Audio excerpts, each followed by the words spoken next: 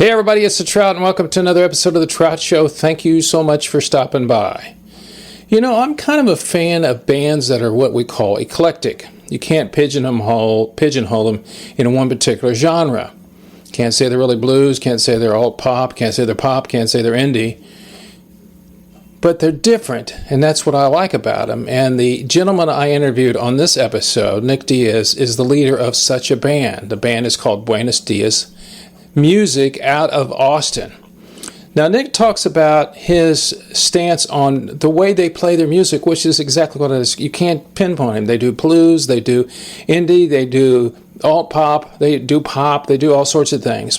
But what caught my eye with Nick was the fact that he was doing a tune by Jimi Hendrix, Wind Cries Mary, on a live episode that he shot. And I said, ooh, this is kind of a cool band that I want to talk to. So we sit back and enjoy this one because this is a fact that you get to hear from a guy that's just not your normal performer. And he's been doing it for years. He's traveled to different cities he'll talk about. Been to New Orleans, New York, L.A., and ended up in Austin, even though he's a Texas-born native, to figure out what direction his music's going to be, which is the word eclectic. So up next, Nick Diaz with Buenos Diaz, music out of Austin. That's next on The Trout Show.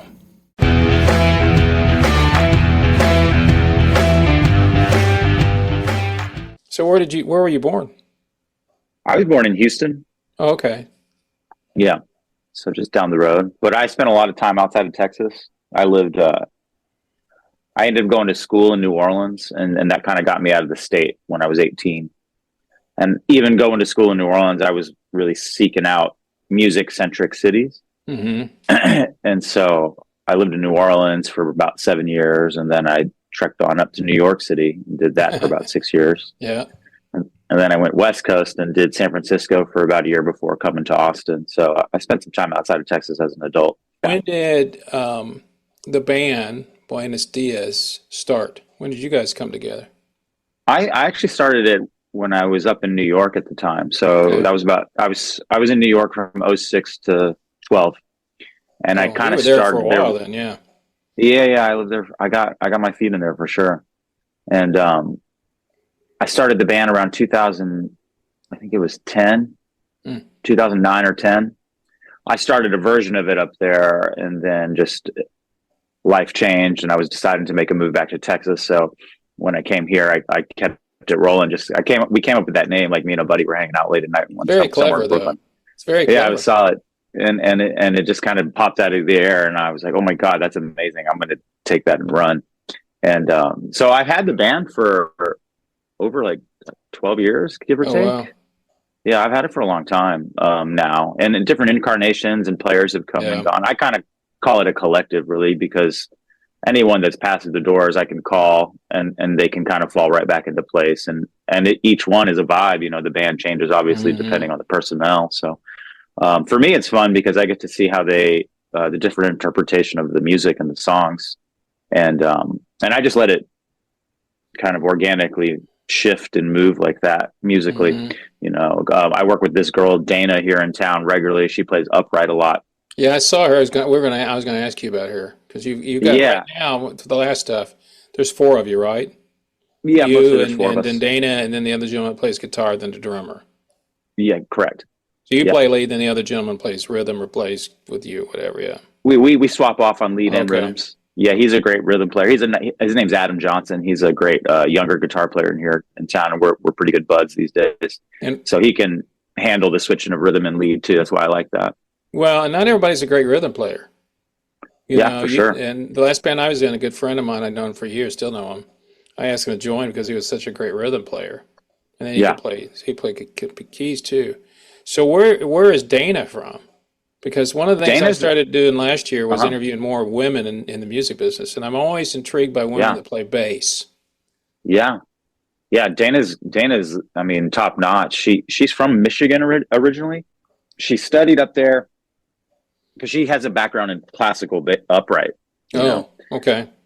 And so then she moved down to Austin because she ended up getting her master's at UT. So did you grow up playing blues? Did you like blues, or is it just something you like to play every once in a while? I mean, No, I definitely have like a long history with the blues. It's where I started, I Okay. would say, as a player. Um, again, old school way. I mean, I grew up with a CD collection and just would dig in and learn from ear, hit and repeat on a bunch of different stuff. And a lot of classic blues. Of course, you kind of can't get away from Stevie Ray having his hand in there, just being from Texas. Yep. But he was the pipeline to the old guys for me. Yeah. Like I mean, I liked him, but I dug in and went to go find the Albert Collins and Albert Mm. King and Hmm. T-Bone Walker and all that stuff. And then being from Houston, there's a super rich cultural history of blues from Houston. Yeah. And I always mix them up. I think it's the third ward. I think is the Uh, mostly African yeah. American neighborhood. Yeah. It's one of the wards, fifth or third, Yeah. I forget. Yeah. And I grew up like two exits down from there too, so I was like in the vicinity of it. And then once I started kind of making the hang, and I was like a teenager doing the sneaking into blues clubs just to listen and to get around it. I learned more and more, and then I learned more about the history of the Houston blues scene. So I've got definitely a deep connection with the blues just from being from Houston, and it's what I started out on. So how is the crowd? I know obviously you play a lot different. How many times you gone now? This is your third year with Southwest. You're one of the people that were playing at one of the bigger stages. Uh, I actually took a year off this year, but I've done it Oh, 5 years okay. in a row. Yeah, Okay. yeah. I took a step back this year just because I've done it so many times, and Yeah. it I had a few gigs during that week, but they were more just my regular kind of work gigs that I do in town and stuff. And I did that on purpose, just for a number of reasons. One, the application was sitting in front of me, and I eventually sent it in, but I realized I sent it in past the deadline, and I was like, "You don't really want to do this year." Yeah. And it was fine because I've done it, and I've done it in so many ways. I've done it as a side guy. I've played for international artists. I've MD'd. I've had Buenos Diaz. We've played the Saxon Pub on Saturday night at the 10 p.m. slot for South by. Like, it was great, and I love it, and it's a really fun experience. But I just was kind of ready to take a step back, and it allowed me to go watch my friends play and be a participant as a spectator, which I had never really had the chance to do. So, but That's a I've done little it bit. some It's years. different, isn't it? It's way When different. you're That's a a good. It's that. performer, you're all spending all your time getting ready to play. Yeah, and it's like to not have to have that in the back of your head. It was just kind of, it's definitely to me a more enjoyable experience as a spectator versus a performer. Of course, it's prestigious, it's cool to play the fest, but it's like, man, to go watch these, like you were saying, it's like all these famous people around. There's all these cool bands, a variety of anything you want to see. There's tech everywhere, and there's just all this kind of like really forward movement happening, forward energy with the festival. So to check it out and not have to be somewhere or be in performing mode, it's kind of really nice. What are you doing now? Are you recording, or tell me a little bit about what the direction of your Buenos Diaz, or you? What are you Yeah, planning on doing? yeah. I'm always working. I'm definitely a little bit of a workaholic music, and I think you kind of have to be if you're trying to stay afloat as any kind of full-time artist. Yeah, It's just it's the nature of the biz. It always has been. It's very yeah, demanding. yeah. So right now, actually, funny that we're chatting about Antones and the Wind Cries Mary, because we played Antones a little while ago. I don't remember when, but we filmed it and taped it. So that's kind of where those videos come from. But there were a lot more songs because we taped the whole performance, but we didn't get them all filmed. But I'm going to put out a Live at Antones record. So right now That's I'm in the cool. middle of, yeah, it's very cool. And it sounds good, actually. I was a little, I think you're a musician, you do a live recording, it's kind of, you listen back and you're always like, oh, but Hmm. it sounds good. Actually, I was like, oh, dang, we kind of nailed it. Okay. We're doing our thing. Yeah, we And, don't. You know what we do? We listen to the performance, not much the people, the quality. Then we listen to the performance yeah, and go, "You're like, did I do that right? Did the band sound right?" And then we go, "Okay, how's the recording?" That's the yeah, way we listen to it. Just like you yeah, said. Yeah. yeah. But it all came out great. So I'm in the middle of mixing that. I handle a lot of producing. I've outsourced mixing, worked with producers and stuff, but I do it a lot too. So right now I'm working on the mixes of that record, and those live performances. And but I'm also working on another record. I'm always working on stuff. I've got stuff in the vault that's completed, and which is nice. Again, when you kind of touch back on the workaholic, or how much we have to put content out these days with Hmm. the internet and stuff. Hmm. I've always got stuff in the pipeline that's complete. And so like, at least I have content ready to release. I kind of am more on like timelining it out so that I just don't dump all this stuff and no one listens to it, basically, you know? Yeah. So I've got some stuff in the vault that's done and that'll be coming out this year. I'm working on a new record, actually, tapping into the name Buenos Diaz. And I've been spending time in South America back and forth, and I'm writing a rock record in Spanish right now. Oh, what country are you going to? I've been going to Argentina. Oh, Argentina. Yeah. And I've just found a lot of influence and inspiration, just tons of new. I mean, that country is huge, and it's like they have every single style of music that we have. It's just all in Spanish, you know. Yeah. Everything from indie pop to folk to jazz to rock to anything. And so, like, I've just found a lot of inspiration, and it actually kind of almost made Buenos Dias make a little more sense in my head because, like you said, it's a little hard to pigeonhole. But then when you check out artists down there, they're kind of the same way. They're just making music. Yeah. And it's almost funny because I think it's going to click a little better just because it'll have Spanish lyrics on it. It's going to make everybody be like, oh, it's a Spanish record. And they can just put it into that category, you know. Well, whereas like musically, I'm still doing the same thing. Say real quick, I interviewed a gal in Mexico City. Yeah. And this has been quite a while back. And she had a studio. And they called the studio Nueva York because everybody wanted to go to their studio called New York in Mexico City. Oh, cool. And that's funny. She did both. You know, she did English. She was more popular in Mexico.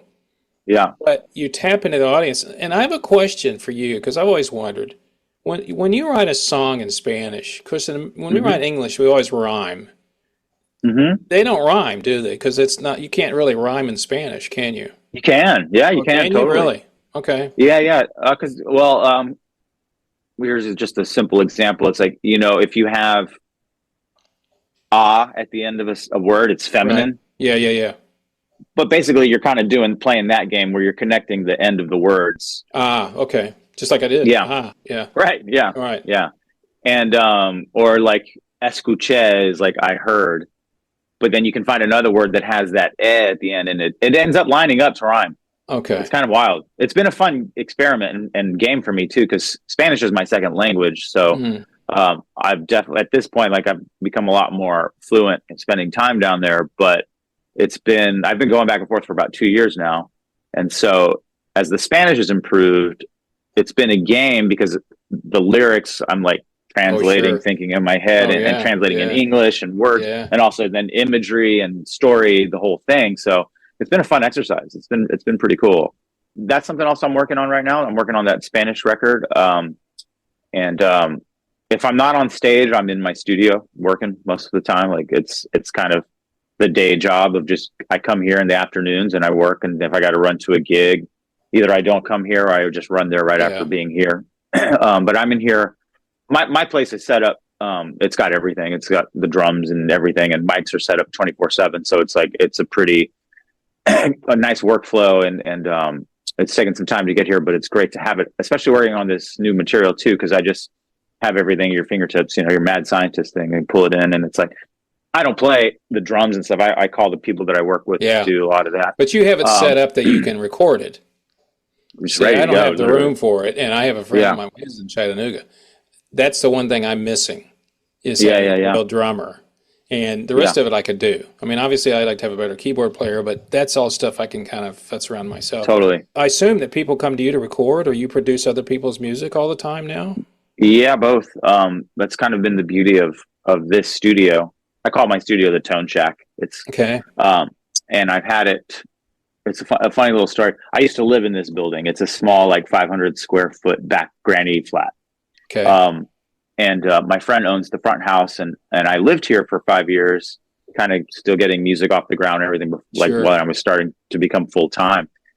And then it was always my plan to move out and keep this as the studio. And then the brakes, because of the pandemic, I put the brakes on, and then everything just lined up as soon as the doors to the world opened up again. And you know, I had a drum kit in storage. I had a Rhodes piano in the front house, and gear was kind of scattered. And then I moved out, and I was able to pull it all in. And so now, I mean, I've recorded all kinds of stuff in here, from sending tracks to California to recording Alex Ruiz's record. He's the lead singer from Del Castillo. He wanted to do his record with me, and I've recorded other indie artists in town that were, they just heard what I did and they're like, man, I love what you do. Can I come? Can you record me? So yeah, and now I've been putting more time and muscle into pushing the studio too. Actually, when I was hanging out with all those guitar players last night, this guy comes up to me who I don't see that often, but we know each other through the scene. Yeah. And he's like, man, I hear you have a killer studio. And I was like, oh, yeah, sure. You should come by sometime. So like the word's even getting out,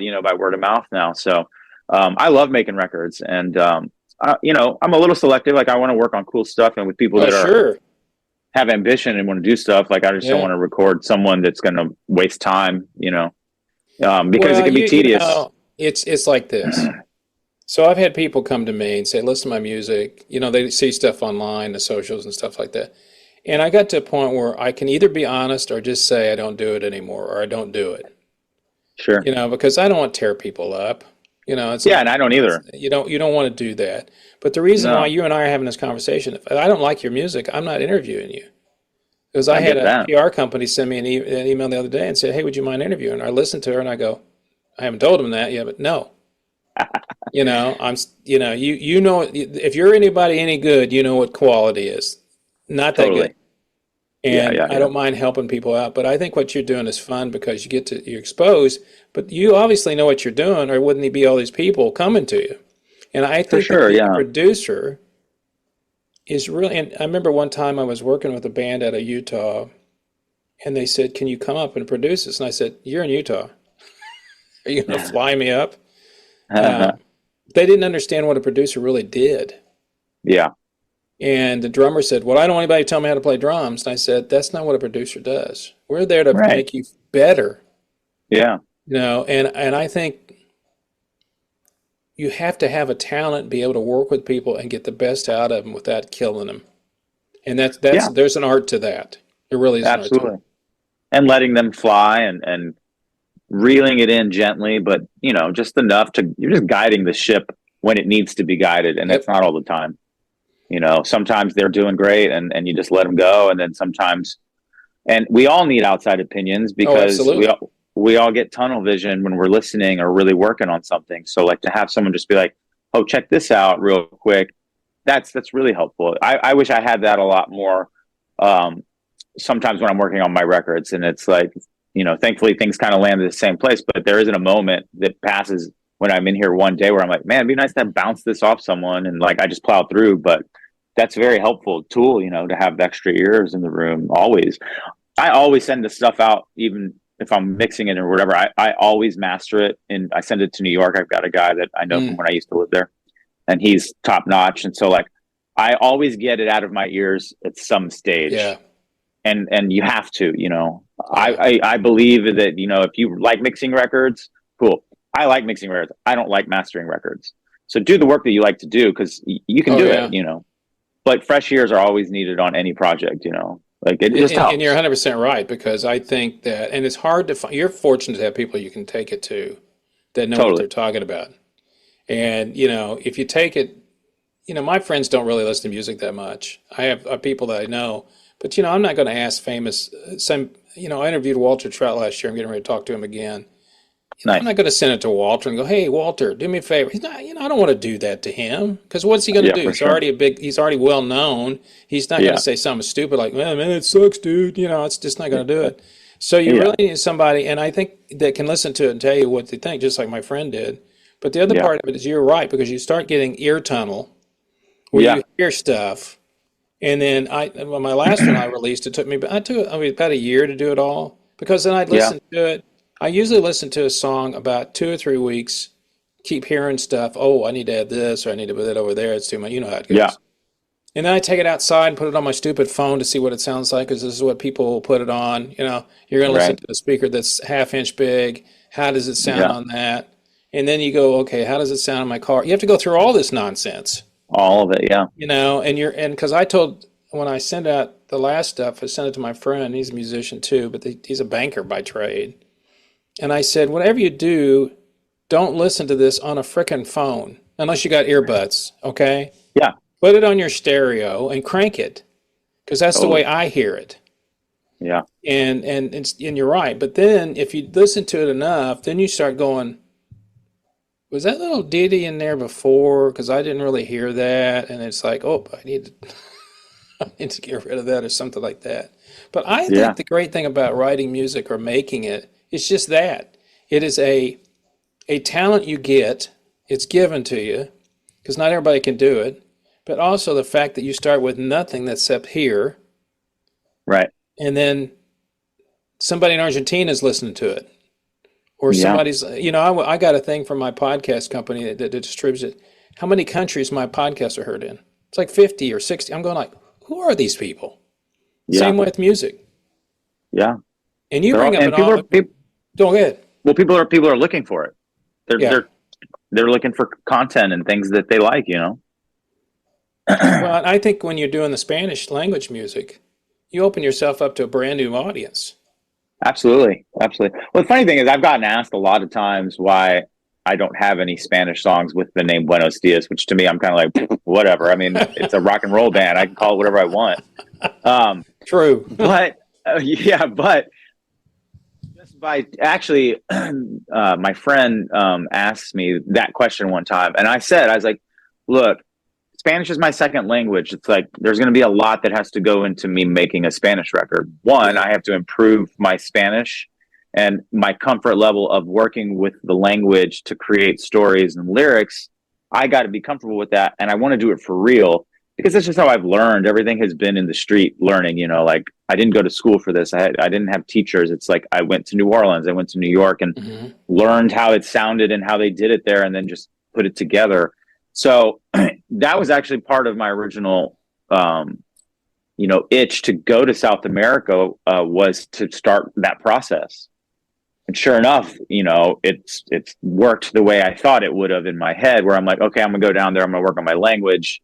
I'll find inspiration through being in another culture in another part of the world, and then it'll come together. And it did, because music has just always kind of been that channel for me that I use it to write about things that I see and try to talk about, that I see in the world and how people view things through their lenses and stuff. So it's been a fun process. I think it will open up a lot more listeners actually to what I do, and it'll even put them to enjoy the English stuff too, So I think I'm kind of landing in a place where musically those two worlds are going to kind of meet in the middle and do something cool, What I think too, Nick, is the fact that Anglos like me, I grew up on the conjunto, right? That's all I heard my whole life, Sure. And so when you hear, it's like the lady I interviewed in Mexico City, she was a pop singer.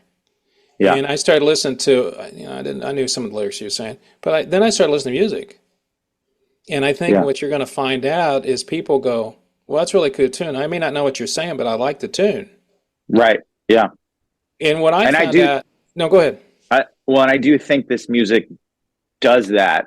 You mature, you grow every time you make a new record. You just know what you're doing. You've been in the studio before, and you know how to use whatever it's a foundation. It's building blocks every time. Right. So this record musically stands stronger than the stuff before, just because of time and experience. But then you put the new language behind it and all of it, and you're totally right. The people that I have heard some samples, they've been like, well, that's like really good. It doesn't even matter that they don't know what I'm saying. No. Yeah. No, and if you go to another country and they're playing English language music, they can repeat their lyrics, but they may not even know what they're saying.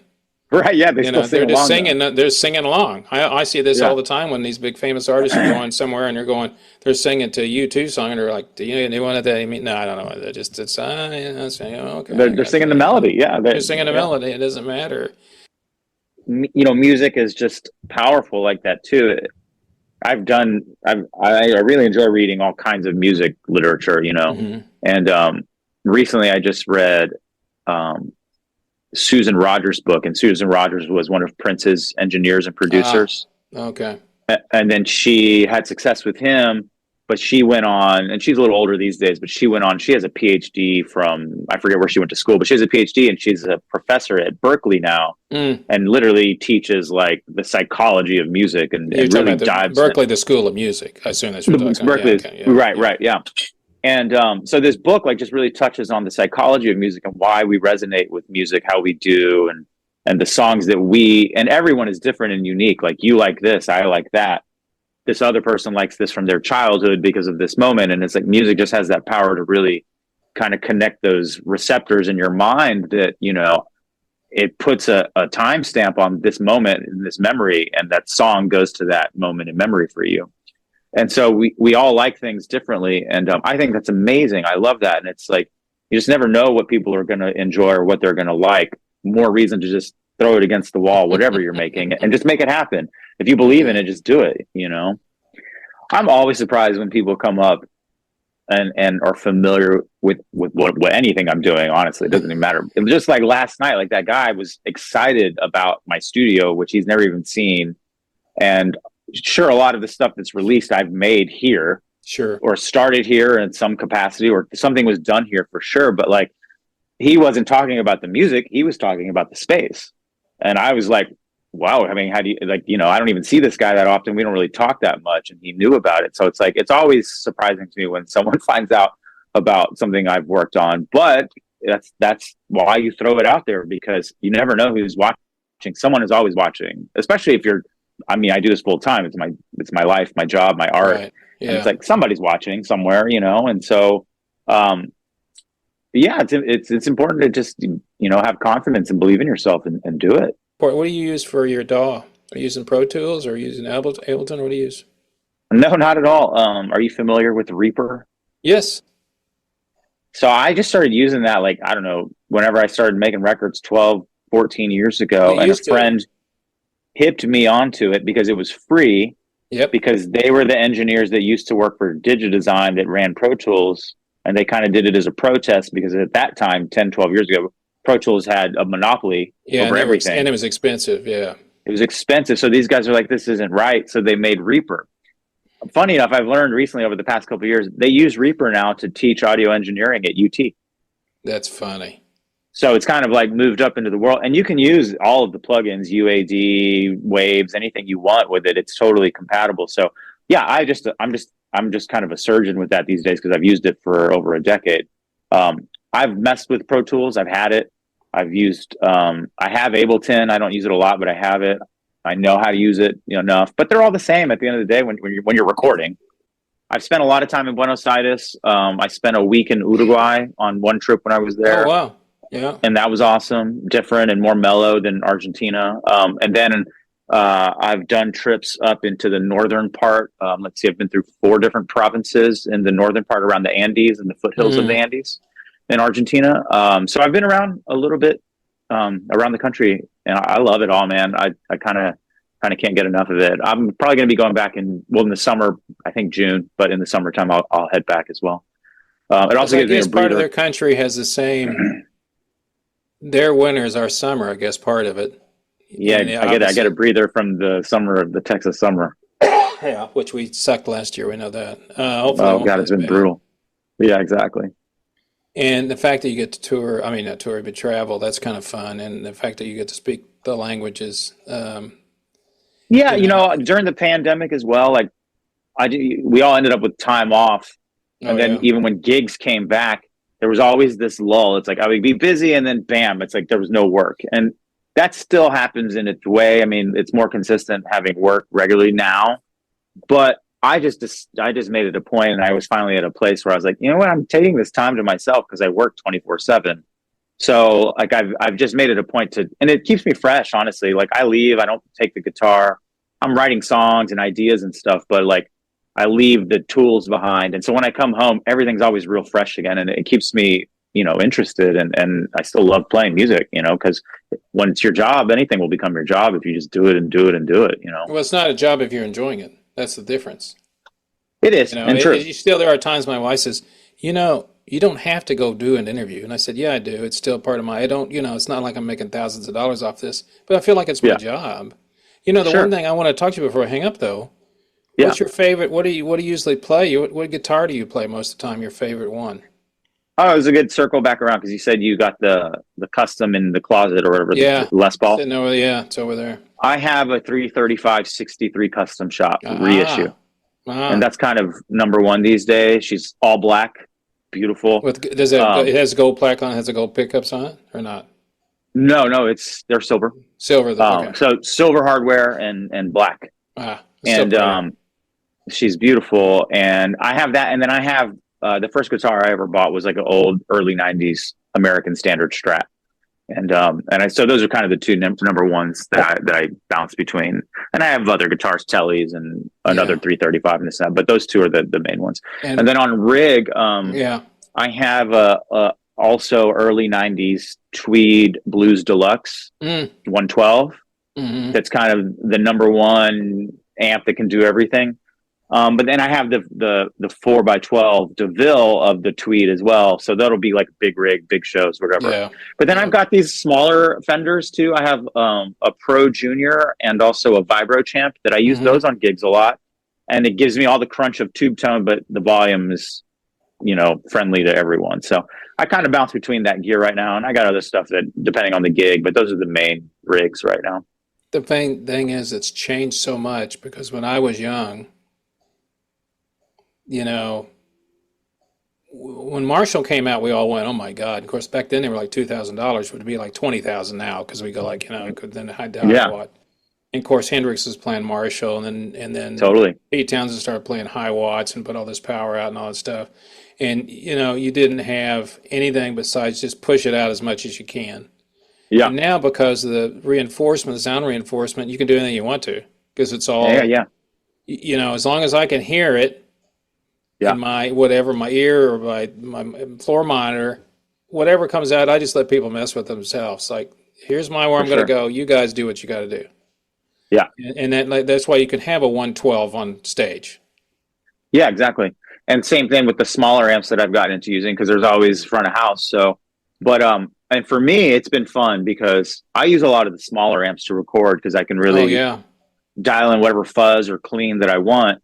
And but the fuzz on a smaller amp that's just totally broken up is unique. And I like that fuzz. And it's kind of hard to recreate with the bigger gear without killing someone and even with fuzz boxes and stuff. Yeah. So I'm also now trying to recreate some of the fuzz tones that I'm getting in the studio on the stage, which is a new game, a new territory. And it's not all about big, loud gear. You got to use smaller gear. So yeah, I'm always same thing. I'm experimenting with the live sound all the time. There isn't one, this is what I do. And I did that for a long time. Actually, I remember a friend asked me one time when I first moved to Austin and I had like Boss pedals. I still had the Tube Screamer. And he was like, let me ask you something. He was like, you're a killer guitar player. He is like, do you think Hendrix would still be using a Tube Screamer today if he were around? It's like he was always on the cutting edge of finding the newest, hottest thing. Yeah. And it was like the light bulb went off and I was like, oh, you're right. Why am I still using tubes? And then I went down a rabbit hole and got some cool stuff. And so now I still do that. I experiment with the amps and the tones and always just pushing the envelope,